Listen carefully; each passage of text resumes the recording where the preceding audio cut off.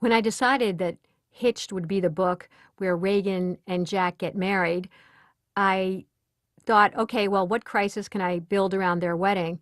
And I read a little piece in the newspaper that said, Hell hath no fury like a woman without her wedding gown. And it was about how a group of brides had stormed a bridal shop because they heard it was going bankrupt. And it just kind of made me laugh. And I'd heard so many horror stories about people planning their weddings, what can go wrong. So I thought, well, what if Reagan goes to pick up her dress the week before the wedding and the designer's loft has been broken into and the dresses are stolen?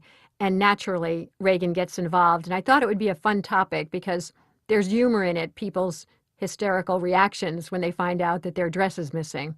And it led to the plot line of these five women whose dresses are gone.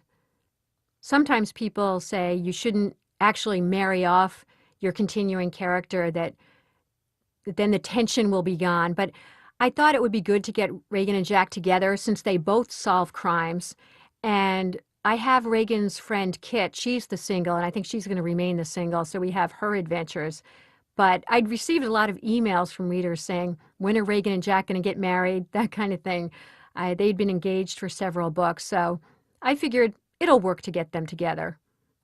What I try to do when I sit down and write, or actually what happened when I first started writing, was the humor came out of me. And if I made myself laugh when I was sitting at the computer, I thought that that was a good thing. So my books are more lighthearted mysteries.